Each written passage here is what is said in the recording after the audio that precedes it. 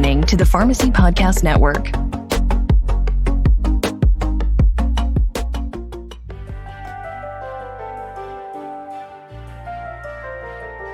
Hey everyone, we are back for season 6 of the Holistic Pharmacy Podcast.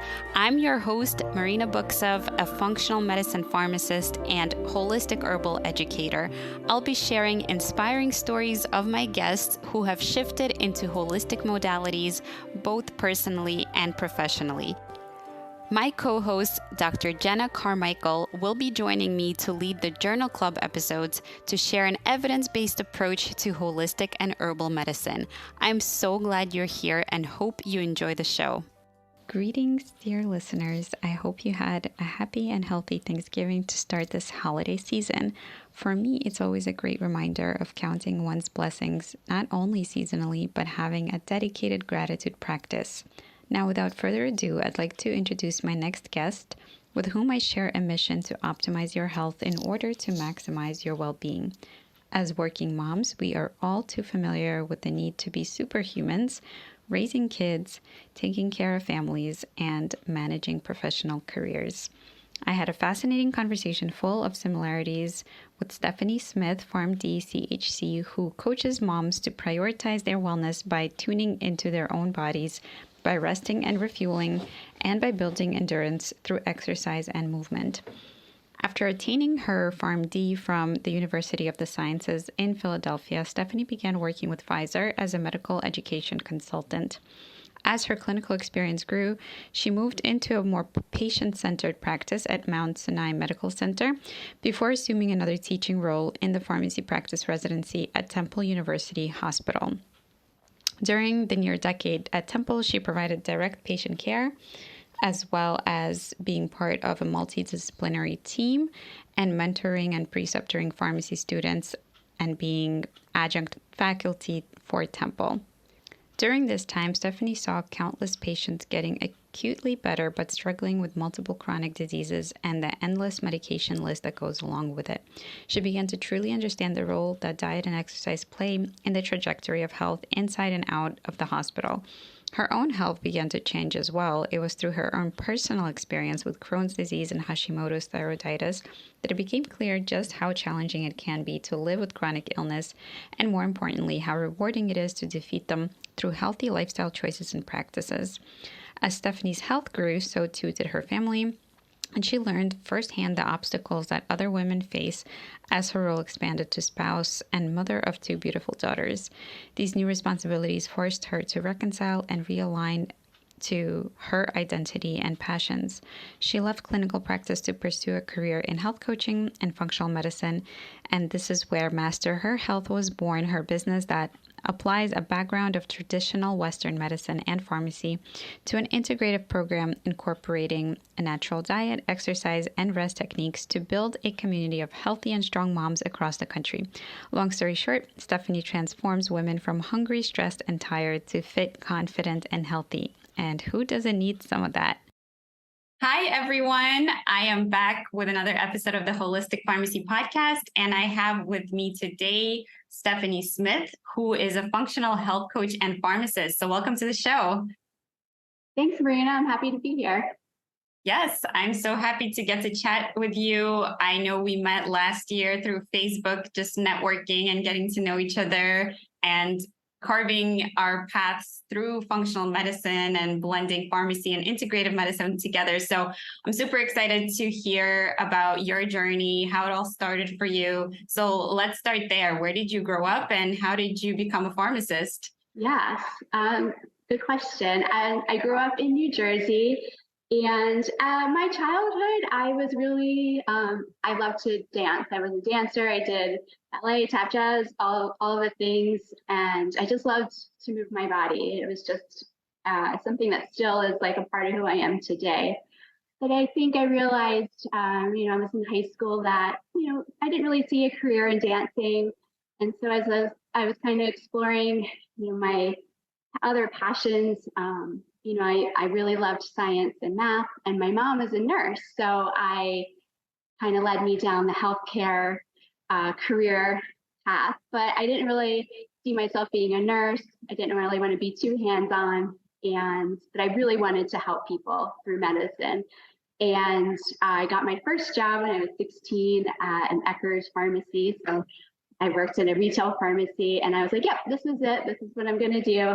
And yeah, I applied to pharmacy school, and yeah, 6 years later, I was a doctor of pharmacy.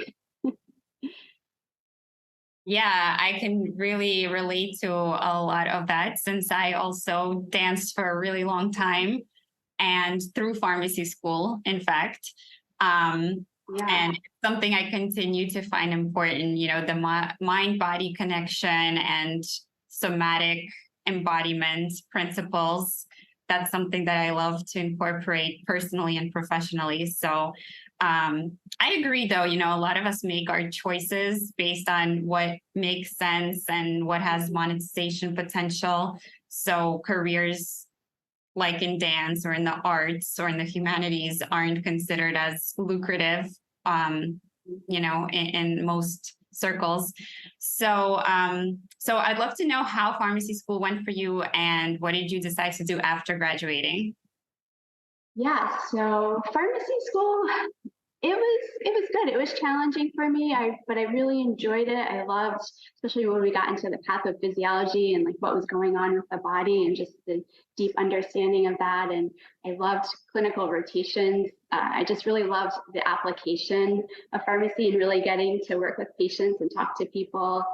And so yeah, so it was good. I also stopped dancing when I went to college, so that was like a big, oh my gosh, like where do I get my movement and my exercise, and just not eating as healthy because I was living in a dorm, so I had to find new ways to do that, and to take care of my body. So that was like my first time having to really figure it out, where I needed to take care of myself, and that happened many times throughout my life, and that was just probably the first time. So I started working out at a gym and started getting into yoga, and just, yeah, like you said, just finding ways to move my body. I went to pharmacy school in Philadelphia, so we walked a lot, and yeah, so it's kind of that's kind of, pharmacy school was good. And then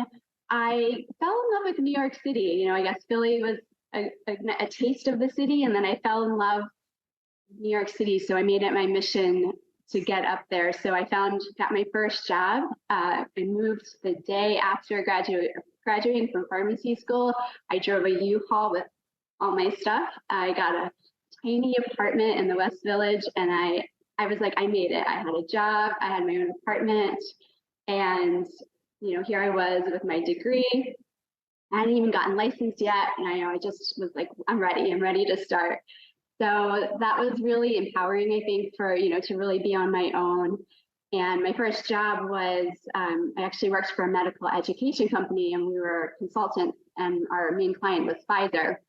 And at the time, so this was in 2002, Viagra was their main product. So I was helping create medical education content for Pfizer for Viagra. So did that for about a year, and I really missed that patient interaction. So in the meantime, I had gotten my New York State license and got my first clinical pharmacist job at Mount Sinai Medical Center, and I was working on the oncology and hematology unit. We had a satellite, so it was part dispensing, part working with patients, and I just loved it. Decided I was going to I wanted to do residency. I wanted to specialize in oncology. Ended up doing a residency at Temple University in Philadelphia, and doing a pharmacy practice instead. And and kind of led me down the critical care path, which I can tell you more about that job. So that's kind of how I got started, and it was exciting. It was a fun time to just be exploring and learning new things professionally and personally as well.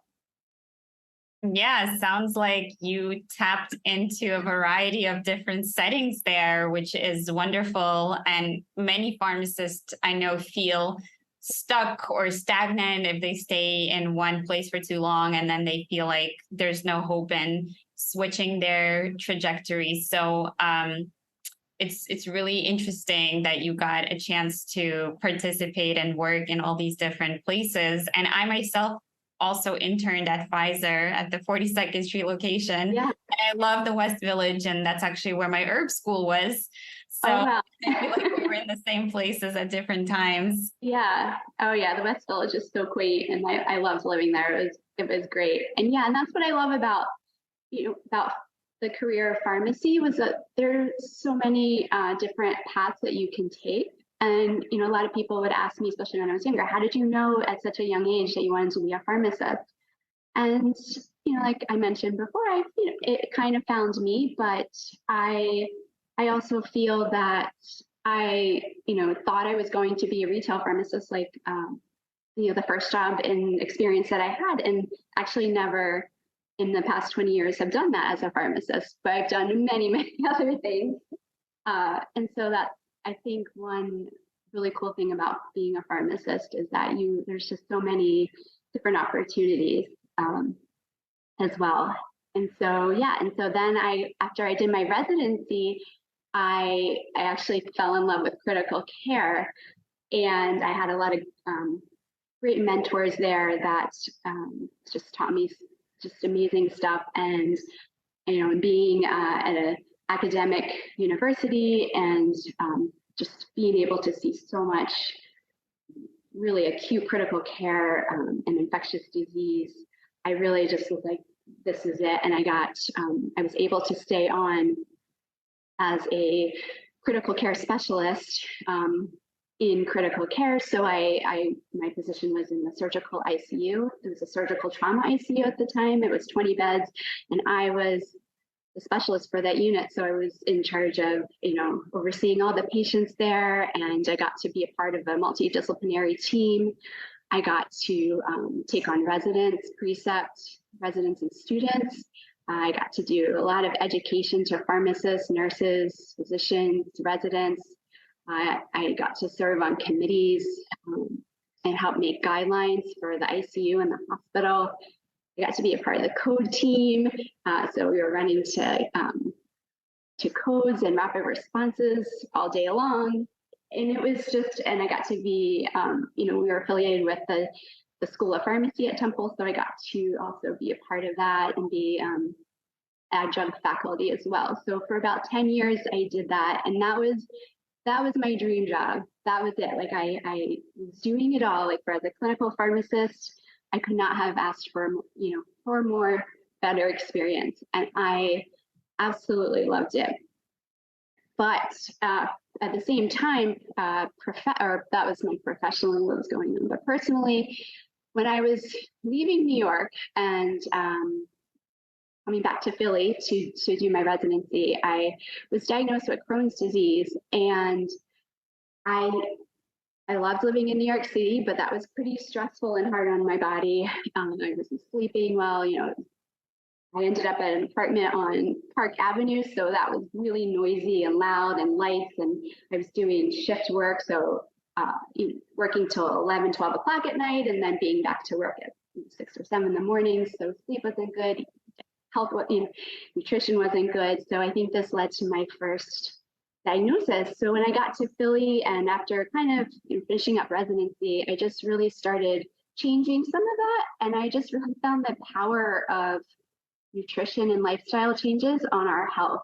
So I was able to heal my Crohn's disease through eating healthier, sleeping a little better, lowering my stress. And that was really amazing too, because I just always was kind of the mindset of like, we need to take medications to heal and to get better. And it was just really kind of very eye-opening for me as well.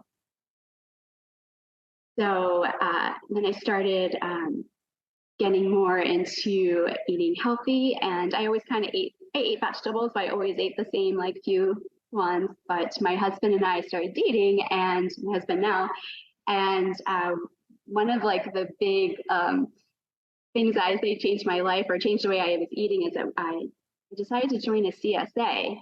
And so this is when you get a farm share from local farms once a week. So you get this big box of vegetables and it changes every week and you don't really know what you're getting. And it's just, you don't even know I had to look up what is this vegetable and how do you cook it and so many things. So I really loved it though. Everything tasted so much better. I felt like what we were starting to cook together was tasting as good as the dishes I was eating at Philadelphia restaurants, like it was because it was in season and so fresh. And we started really just, cooking all types of, I used to meal plan from like magazines like Food and Wine and Bon Appetit. Like this is before kids. So, and it really just, I felt like I just never felt as good as I had so far in my life as I did then. And I still to this day belong to a CSA and even got the chance for a few years to be like a host site member. So where people would come pick up their CSA at our house. I just was so passionate about eating vegetables and making them taste good though, and having fun with them and learning new ways to prepare and cook them. Wow. Well, can I just say how amazing this transformation must have been that you are now advertising and advocating for healthy eating after the diagnosis of Crohn's disease, which can probably scare people off from any kind of food. And, it's a scary diagnosis to have. So could you tell us a little bit more about what that was like for you, how you made the transition into healthy eating, how you made that connection? Did you have any guidance? And how did you cure essentially yourself, heal through food? Yeah. I think I was just noticed that I would feel better when I ate a meal that I cooked myself versus, maybe getting some fast food or takeout from a local place. And so I kind of just became curious about that. And then I didn't really have much guidance. I think I started to read some books, like some Michael Pollan books, and, just about where food comes from. And, I just started to explore that and just found it so fascinating. And I was reading a book, Animal Vegetable Miracle. And that's where I got the idea to join a CSA. And I think I read about, I didn't even know what it was. And I just researched and found one. But before that, I started going to farmers markets and just kind of just seeing all this fresh food. And I love to eat and I love food and I love really good food. And I lived in New York City and we were living in Philly. So I knew what it tasted like. And I was starting to learn how to create this on my own. And it was really fun especially when you have like friends and like a partner to do it with. And I think that's kind of it. And I just slowly was starting to just feel better one day at a time. And I just realized one day, I said, talked to my doctor and I said, I think I want to try going off my meds for my Crohn's disease and just see what happens. And that was it. I stopped taking them and I was very lucky that that's all I needed to do. And go from there and exercise as well. And I was trying to just take better care of moving my body again and trying to manage my stress. I wasn't as good with managing stress back then. So the dream job at Temple was amazing, but as you can imagine, it was very stressful. Being in the ICU where you're literally saving lives is so rewarding, but it can be really stressful because you're just running from the next emergency to the next. And I was, just always felt like I needed to be there for my patients and for the other members of my team. And so I just never wanted to let anyone down. I think I was, I'm a recovering perfectionist and type A personality. And like, I can do it myself and I can do it, I can do it all. And so, I really poured myself into that role. And so it definitely mentally and physically was exhausting. And so that's when I started to, even though I was eating healthier and moving, I probably wasn't balancing the stress of the job as well, and never kind of left that at home or left that at work. And I brought it home with me. And so after my husband and I got married and we decided to start a family, I then I had trouble. I had a couple of miscarriages, and that led to a Hashimoto's diagnosis. So, which I still didn't even know at the time what that was. I just knew I had a low thyroid and I needed to take Synthroid. And all I really wanted to do was to be able to get pregnant and start my family. So luckily that worked, and I was able to have my first daughter, Sophia, who's now 10. And I went back to work full time when she was 3 months old. I wasn't sleeping at all through the night. No one told me like how hard it would be. No one told me like, and the other part of my job was that I also had a family there. That was also my friends, my family. I worked with a great group of pharmacists and like I said, doctors. It was the whole team, like everyone I knew. It was a big hospital, but it was that was my family. So I was like, I'm going back there. There's no other way. And so I did for a year, and that was probably the hardest year of my life. I was trying to be a mom, which I for the first time, and I was working just constantly. Now I'm not taking breaks because I just wanted to get back, pick up my daughter at daycare. I have memories of pumping, in my office. I didn't want to take a break. I would do it all, eat, pump, and work up my patients while I was, I just didn't stop. And so that was really hard. And I started to lose that I guess, passion, for what I was doing. And, it just wasn't as rewarding because the balance wasn't there anymore. And so I had to really just decide, what was I going to do? And I have this one memory of just coming home one day after working, a long day and bringing my daughter home from daycare. And I'm washing the bottles again, which is just what I would do every day, wash all her bottles, to send them to daycare the next day. And just being so exhausted and I think I was eating a bowl of cereal for dinner, which was such a big change from where I, had been. And I just knew that I knew that I had to make a change and I had to make that difficult decision. And that was really hard. Yeah.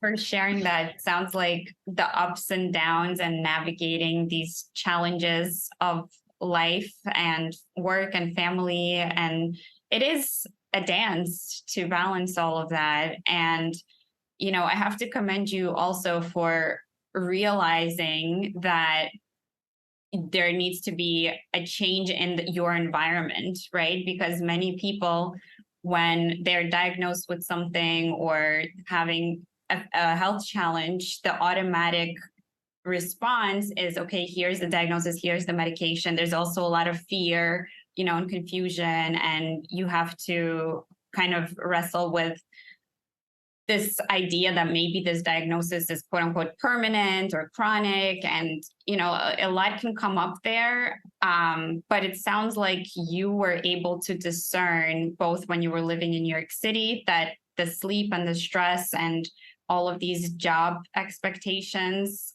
have to change, which is what influenced you to move back to Philadelphia. And then now with this new role of becoming a mother, the same thing was happening where, the type A personality, which I think a lot of pharmacists share, this perfectionism, which is what makes us good pharmacists and which is what probably helps people like us make those decisions early on to go to pharmacy school and stick it out and have this safe, quote unquote, lucrative, an exciting profession under our belt.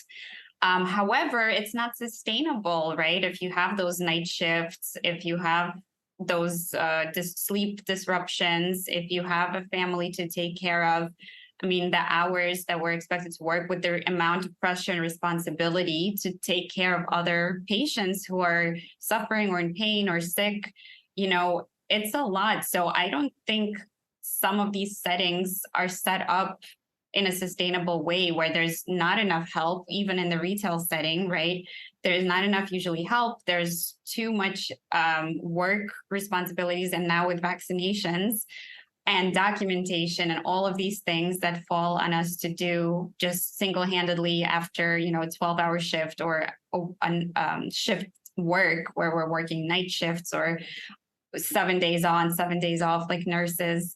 So it's so difficult to navigate, which is why I think so many people in the healthcare field in general are suffering from burnout. So it's not very intuitive in today's society to say, hey, let's assess like this globally and figure out what are these factors that are leading to such a mass exodus from our professions and such a massive dissatisfaction or even rates of suicide in the healthcare professions. So, I really have to commend you for realizing that. And it sounds like, you didn't have much guidance. Like, for example, when I was diagnosed with things, I would go to all these different healers and professionals. And now it's much easier. I feel like there's so many health coaches, functional medicine providers you can seek out.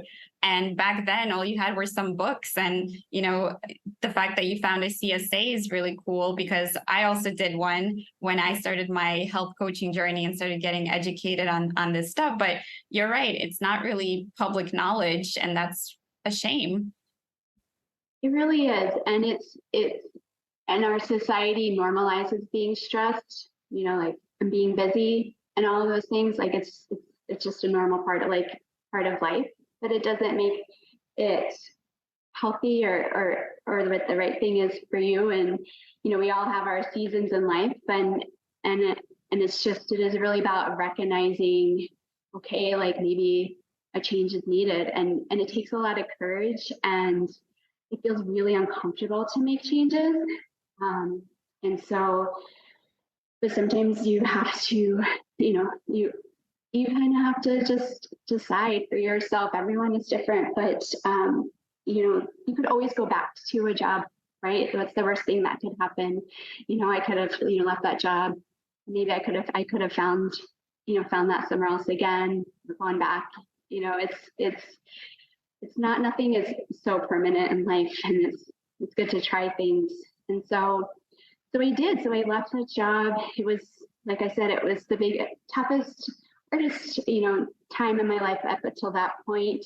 I was able to get a part-time job. So then I moved to University of Pennsylvania, and so I was lucky. They valued my skills and took me on and let me work per diem part-time while I still had my first daughter. And my stress levels went way down after I left my critical care position, but I lost my identity. So I went from my career was my identity for so many years, and now I'm still a new mom, and I'm starting out in a bigger university. And now instead of being like the go-to person for, if you had, everyone was like, go to Stephanie, ask her if you need help with something. I had all these roles and wore all these hats to just kind of filling in for people and not even really people knowing my name or who I was. And it was really hard. That was really hard. So I started to feel, I guess, more disconnected, but at the same time, as I'm learning more about nutrition and exercise and realizing the role, I think medicine and pharmacy and everything for acute care is amazing. It's life-saving. We're giving medications for these awful infections, and we're doing life-saving interventions and surgeries. But and I saw that, but what I was starting to also realize is that that people weren't really getting better chronically. So they would come into the hospital, we'd make them all better and send them out, and then they would be back a couple of weeks or a month later, and still in the same 20 med list, with a new problem or a new issue, and we would give another med to fix that and send them out the door. And so I always was on the acute care side, but I was starting to realize I think that was my disconnect, was that we're not really helping people chronically with these symptoms and diseases, and that are we talking to them about nutrition and exercise and stress reduction and all these things that are essentially free and, and don't have side effects except good ones. And, I really, starting to feel that pull. But just feeling lost too, like not knowing, like, well, what do I do next? I still had this like holding on to this identity as a pharmacist for so many years. But I think what I started to find was that when I was going to work for my part-time job, I was finding joy in talking to people and to pharmacists, and as a lot of pharmacists are females and moms, and so now I'm connecting with, I wasn't so focused on my career and what I was doing. I was still doing good patient care, but I was also now like, okay, now let's talk about like what we're going to cook for dinner and swapping healthy recipes, or what we're doing for our exercise routines, or what we're feeding our kids, and what we're doing activities with them. And so I really just started to find joy and passion again, and just talking to other women, and especially moms, about taking care of ourselves and how we were trying to do it and balance it all. And so I think a lot of, and then people started coming to me and asking me questions, or like, oh, what are you cooking, or that kind of thing. And I really was, I loved that. And so I think that was like my first clue, even though it took many years to bring me to where I am now. But if I didn't have that experience, if I had stayed in that stressful job, I may not have ever gotten to that point. And so I may have not realized what was ahead, and what I could look forward to. So and I tried a lot of different, I worked part-time. I tried a few other, I took a part-time job, like a temp position. I wrote for LexiComp for a little bit. And then I did get a part-time job working still at University of Penn. And I was part of a fecal microbiota transplant research study for C. diff. And so that was fascinating to me, and it was really interesting. And I started to learn the power of the microbiome, and as I was just learning all about that and all its connection to diseases and symptoms, and I was just fascinated, and it was just like, it was still starting to open my eyes. And that's when but it still wasn't quite that connect. I knew there was more, and I was trying to figure out what was next. And I ended up kind of doing two things. I had been reading books for years and articles and just whatever, information I could take in, but I wanted to do something more formal and structured. And, just through having kind of like an open mind and talking to other pharmacists and other people, and really just keep, every day I would, kind of start the day like, what am I going to do? And, by nighttime, I would just be like, oh, I'd be exhausted and be like, oh, nothing. I guess there's just nothing, But then the next day, I'd be like, oh, I'm going to figure it out today. And I just kept persevering, and I found functional medicine. And that was just through talking to people that were going through it or had gone through it. And I was like, I think this is it. I think this is what I've been looking for. And so I started a functional medicine program, which I'm about a little more than halfway through. But I also felt like it had been almost 20 years since I'd been to pharmacy school, and my way of talking to patients was talking to them and not really, just kind of giving them information. And so I wanted to really refresh and update my, how to talk to people and how to motivate them.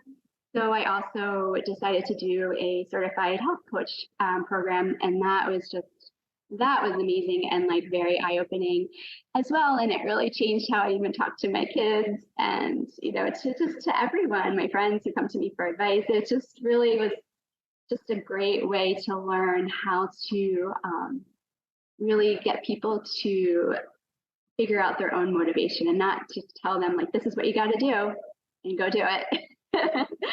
But tapping into their why do they want to make the changes, and help them figure out how to do it. And so that's really what I love to do as well. Yeah. So like partnering with the client or patient and working with them as a team versus being this doctor expert who who's giving them, the prescription for health and it has to be followed like a very paternal, father figure. So Yeah.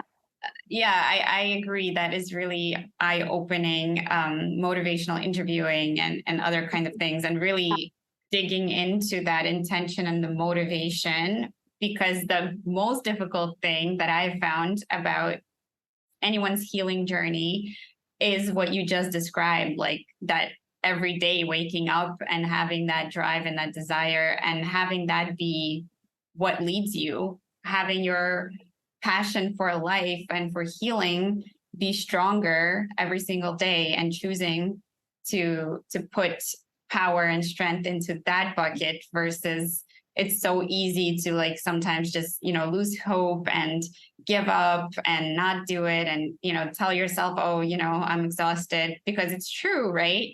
But it's building those habits for yourself and choosing those things that actually fill your bucket and not deplete it, that will make a difference over time. And I think that's really the most difficult thing. And like you said, change is hard.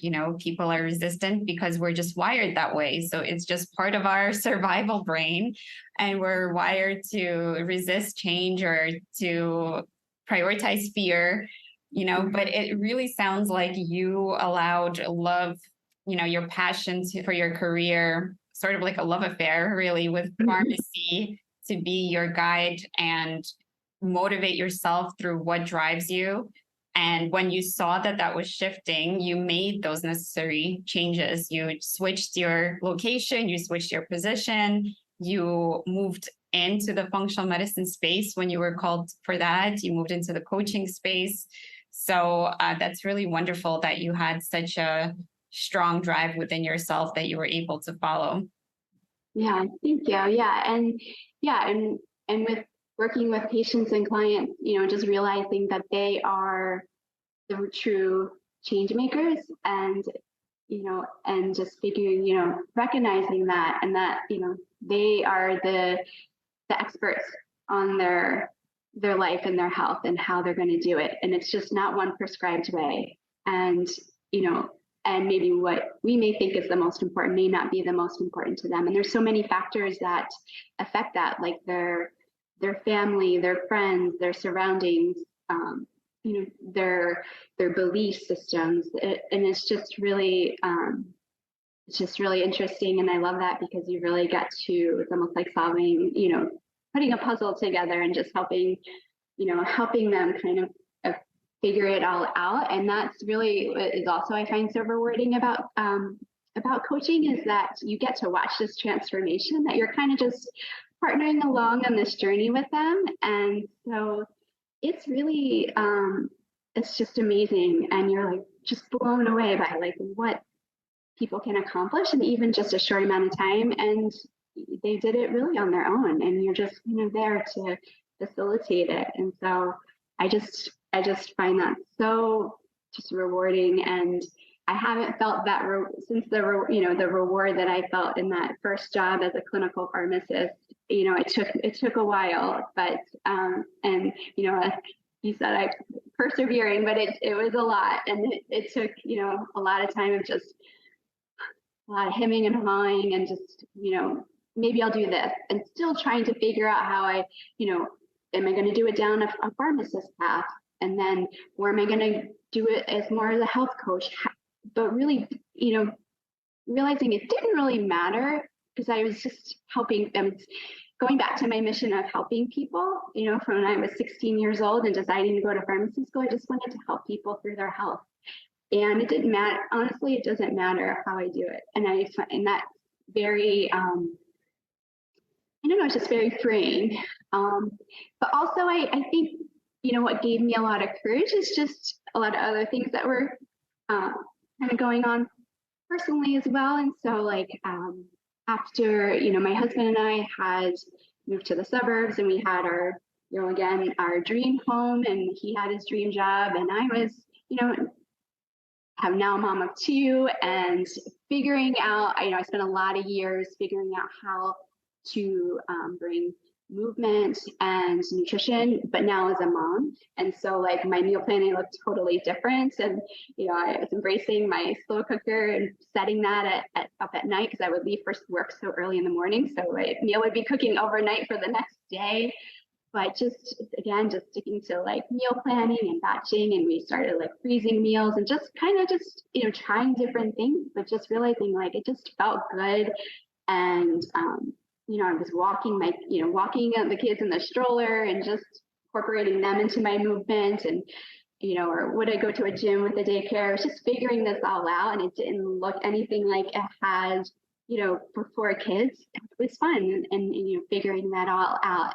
And so, like I said, we had our our dream life, but we realized, especially through the pandemic, that it actually wasn't our dream life. We were so lucky, but my husband and I, especially me, I had this dream of moving to Vermont. And so, we're living in a suburb of New Jersey outside Philadelphia, and he, having like land to have, to do whatever we wanted with. And we always kind of thought, well, I guess when the kids go to college, we'll do something like that. But I didn't want to wait. I didn't want to wait till they were all grown up. I wanted to experience it with them, but I just never thought like, how are we going to live it in such a rural place? Like, what are we going to do for work and all these things? It just, it would never happen. And it actually did. And so actually a year ago, this past week, we moved from our 1/8, we were on 1/8 of an acre in a suburb in New Jersey, and now we're on a 120-acre property in northern Vermont. And so, that's a whole nother story how it happened. But my husband, he found a job, and it was like a good fit for him because he was ready to make the change, a change too, where he needed to. And we were just so lucky that we, found a great place, and we have had the best year of our lives. And our kids I have one that's almost 8 and 10, so it's just been so much fun. So now I'm learning, not only did we like make this big transition, this big move as a family, we're learning. I didn't grow up skiing, and now we live 20 minutes from a ski mountain. So I remember it was like when we were coming to look, my husband came up for his interview when we were exploring the area, and we went to the ski mountain, and I had just skied a handful of times before that. And there was like, our ski mountain has like a lower mountain with like the easy trails, and then there's like this upper mountain, and that's where high school kids train to be professional skiers. Some go on to be the Olympics. And I remember just looking up to this upper mountain being like, there is no way I will ever be up there skiing those trails. Like, that will just never happen. I'm not a skier. I'm not good at this. Like, I didn't grow up doing it. And, so when we moved here, and then this past winter, we got all the gear, we got the skis, and we were up skiing.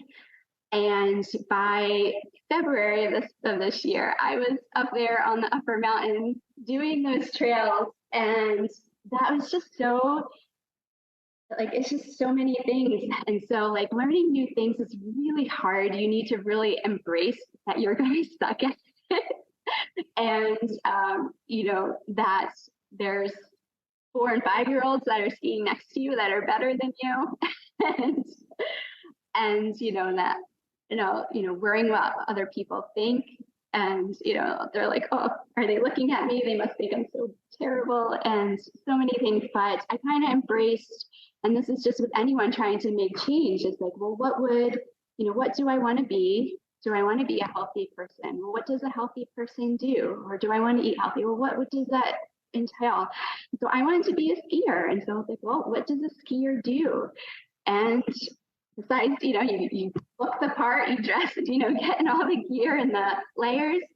And I skied every chance I could. And so and that's how I got better. I'm not great. I'm still working on it, but I'm really looking forward to next year. And, and embrace. And now I'm starting to embrace health, so where I went from like the type A, I could do it all. I can do everything. I'll do it, my way, and it'll be great, to like, I need help. So really a lot of it was just watching. I'm lucky to have a lot of friends that are good skiers. So just watching them and modeling my movement and my body after them, or just, having them like encourage me. Taking lessons helps. I was chaperoning my kids.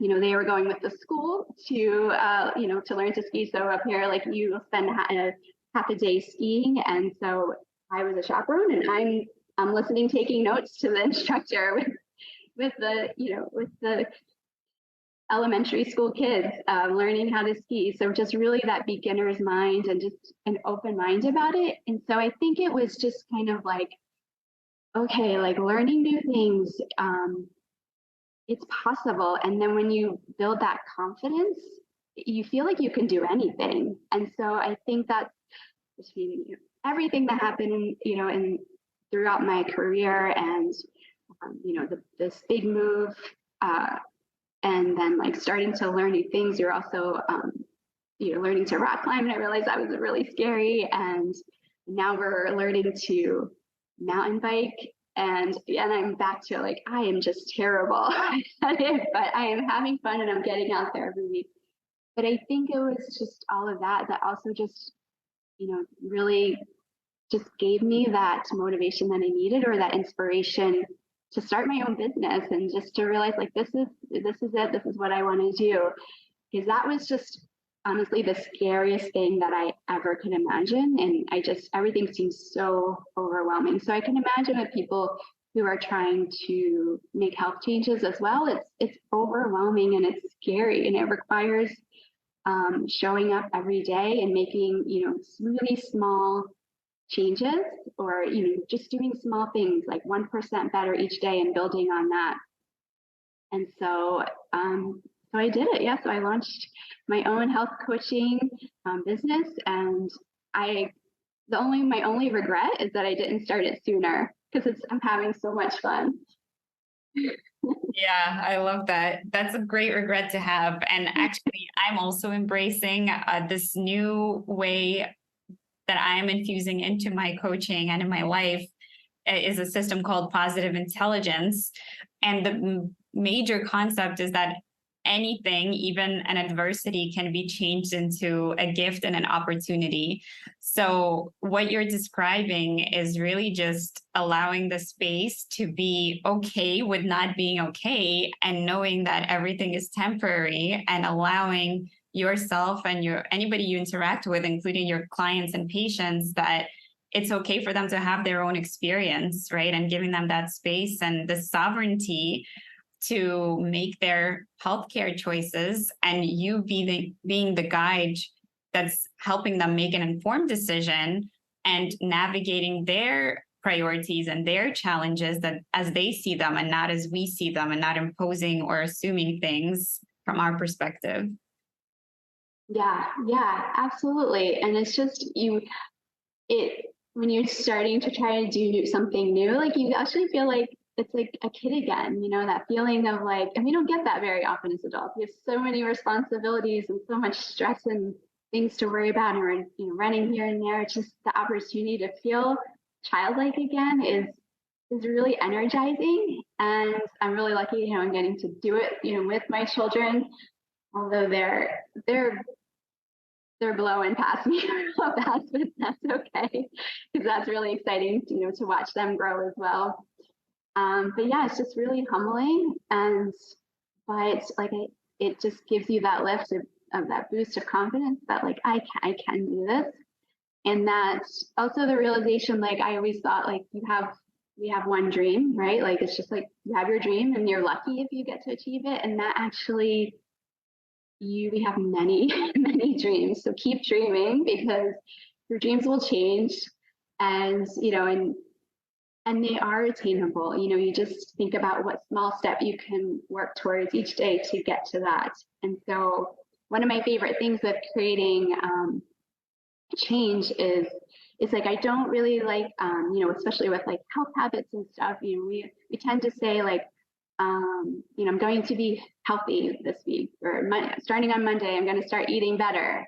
And they're just kind of like these vague goals. And, although your why and your intention is very important, it doesn't actually help make that getting it into movement, into action.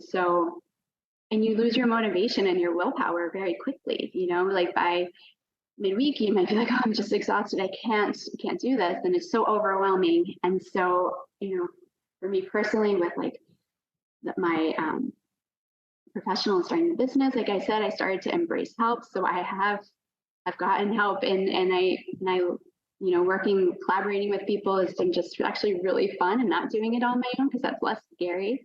But also just figuring out how to make like tiny habit goals. So like being very specific, and this week on Monday, Wednesday, Friday, and what time you're going to do it, and what you're going to do, and how much, and all those things.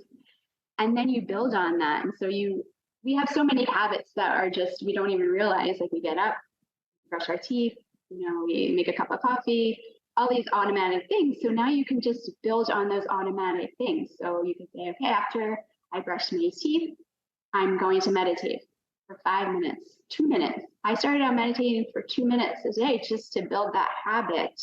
And then you can expand that. It doesn't have to be like, oh, I'm going to automatically just start meditating for 2 hours a day. Like that's just not really that realistic. And just finding ways. So I love that. And I like created a guide on how to, just with tips and, how it kind of looks like a worksheet, where you can fill in like your specific goals. And so I really find that really, really helpful. Yeah, it really sounds like a charmed life, what you're describing and your whole journey.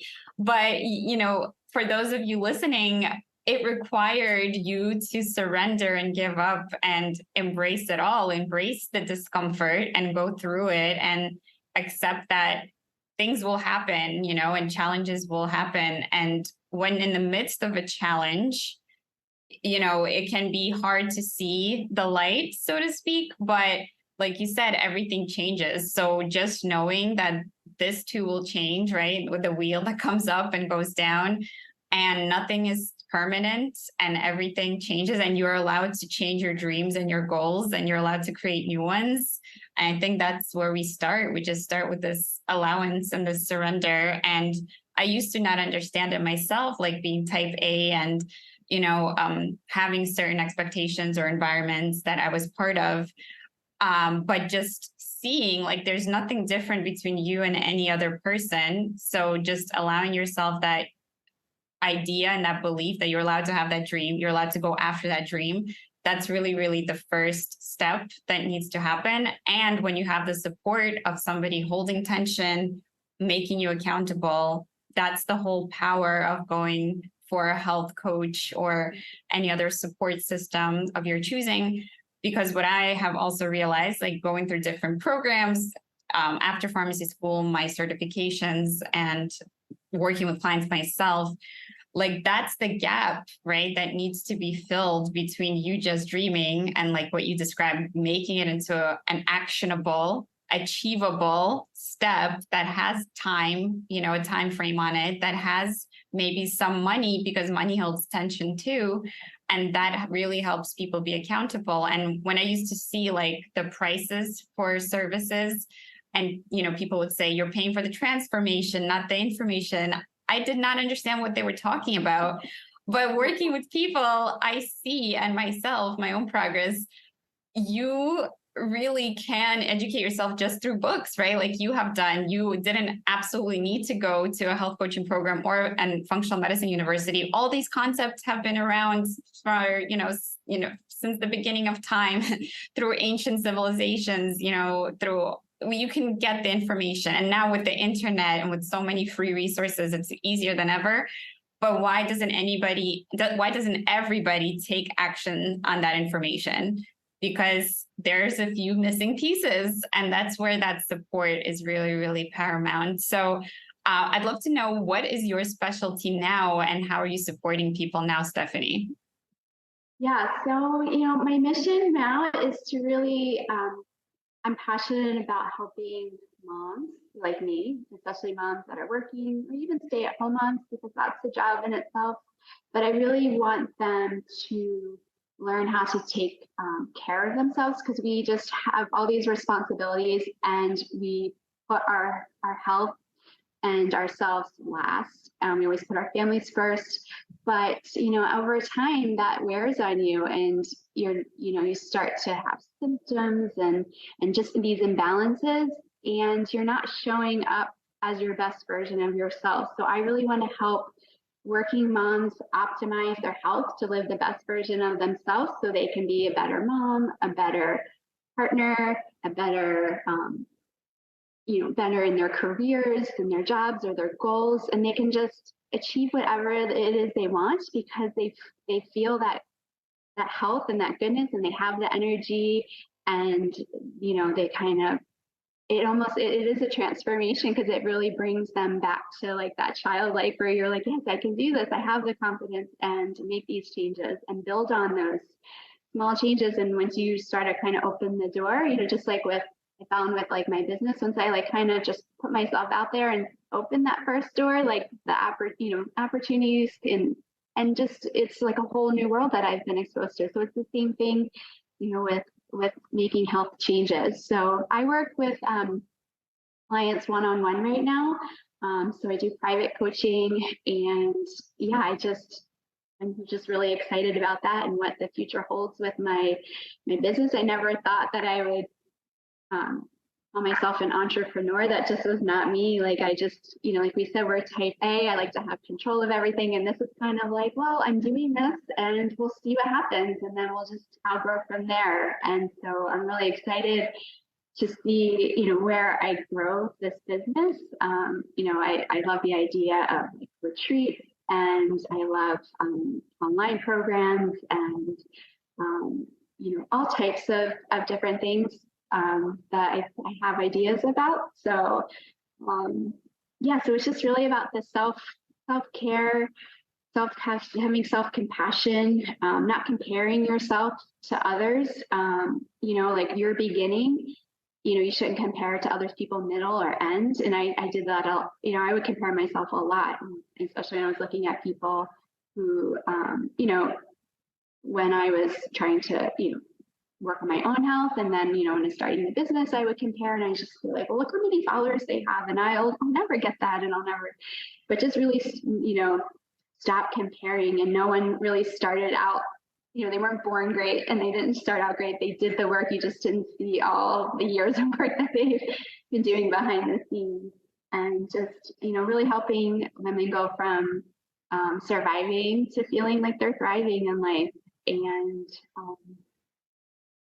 And yeah, I think that, just really, I find so much energy just from, I think I had all this, bottled up inside me for so many years, and to be able to get it out there in the world has just been really, really fun and energizing. And, kind of what I learned through my, we're all going to face stress, good stress, bad stress, and getting married, having a family, starting a new job, moving. There's so many life stressors that we just can't avoid. That's just part of life, and that's what's beautiful about it.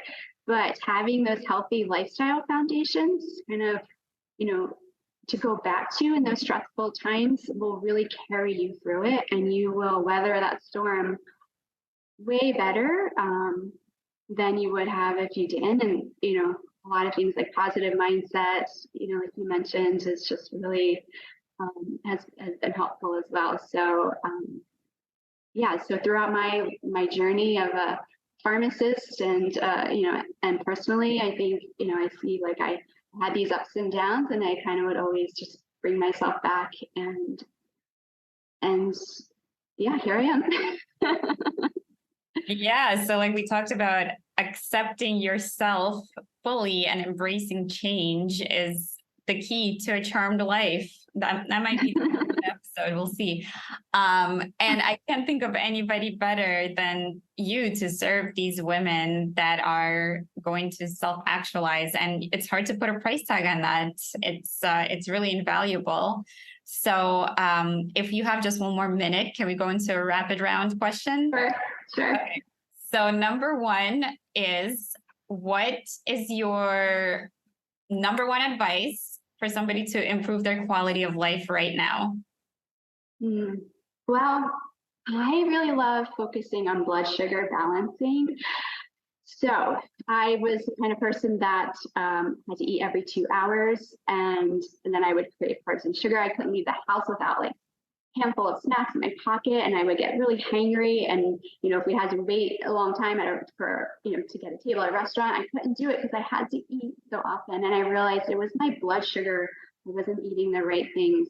So I would say today you could start by just with breakfast by going savory, having protein, fat, and fiber, and just not having the sugar, because that really starts you on that roller coaster of the blood sugar ups and downs. And really, you're on an empty stomach and you absorb all that glucose, and there you go, up and down all day long. And then you're going to have those 3 p.m. cravings. You're going to crash. You're going to become more, finding you more reliant on caffeine.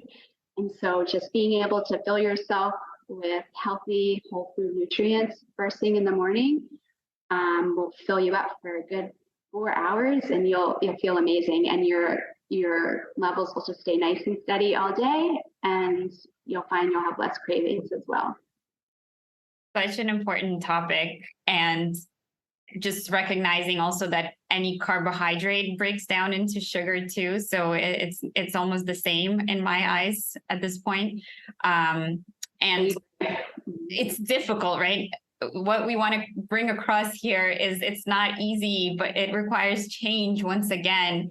But what are you willing to do for the outcome that you desire? That's the biggest thing. And hopefully that will motivate you to make the change that is necessary. And there's so many ways. There's more than one. This is just one idea, but I think it's so important. So number 2 is, what's your favorite meal to prepare for your family? Oh yeah, that's a good one too. I think one I really have found like I've come a long way since preparing these like food and wine, like foodie meals. Like I love them, and we still try to sometimes, but my meal planning has really changed, and I'm really all about efficiency. And so I think number 1 is always sourcing good ingredients will just make you so much more excited, and your food tastes so much better, and you're more motivated to cook at home than to go eat out, because you're making better meals at home, and everyone's loving it. So, but I think my favorite, I guess right now I've been getting a whole chicken. I'm lucky I have a friend that lives up the road that raises chickens, so I've been buying chickens from her. But yes, get the best quality chicken cooker.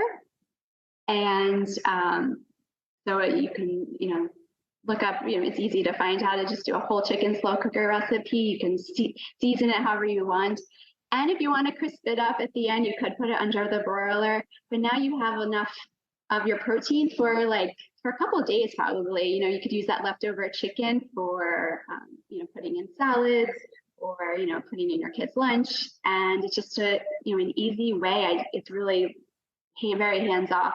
And then usually, I kind of always think about the plate as like my protein source, and then I try to get in as many vegetables as we can. So, I'll figure out just, something from our CSA. Right now it's just a lot of salads because we're just still in salad season up here. And, I make my own dressings, and I'll make that's something that'll last me at least a good week. And then maybe a brown or wild rice or something like that to go with it. Very simple, but very just easy. And I'll make the rice in my Instant Pot, so that saves me time too. Well, I love the efficient mom cooking. Very helpful. And lastly, what's something surprising that maybe you haven't mentioned about yourself yet? I don't know. Maybe I guess that I don't know if I said this, but I did not grow up in the outdoors world at all. I was a dancer, but that was it. And I really credit my husband to introducing me to hiking and camping and just being out in nature, which is just so healing in itself. And it's fun. I love now, since we started it when we were dating and then kind of took a break when we were having kids, and I was very motivated to get back into it. So yeah, I think it's what may surprise people is that I was not like this growing up. I didn't like to get dirty or anything. And even high school through college, I was and even after college, I was that city girl. And now we have 10 chickens, and we do all kinds of just outdoor activities all the time with our kids, and still camping in a tent and loving it. So yeah, so I'm so grateful for that, and that I'm really loved getting to do that, especially sharing that with my kids. Yeah, well, I love that transformation. And the very last question, how can people get in touch with you and learn more and support your work? Yeah, so I created that free guide for healthy habits without needing willpower, and it's for busy moms. So there's a link to download that. And my business name is Master Her Health. And so that's my handle on Instagram and Facebook, Master Her Health. And yeah, just find me there. I share a lot of just of those easy hacks, lifestyle, just for moms, cooking. This is what I had for breakfast today. This is what my lunch looks like. I love sharing. I love food. I could talk about food all day long. And also just, mindset and healthy habit ideas, and just, kind of learning about yourself, from a health perspective. So, yeah. All right. Well, I will have all that information in the show notes. And Stephanie, thank you so much for being here today. Thanks, Marina. It was my pleasure. All right. Take care. Bye-bye. Bye. Thank you for tuning in to the Holistic Pharmacy Podcast. I truly hope you enjoyed listening to this episode as much as we enjoyed creating it. If you learned something new from it, I'd love if you could leave us a 5-star review and share it with a friend who might love it too.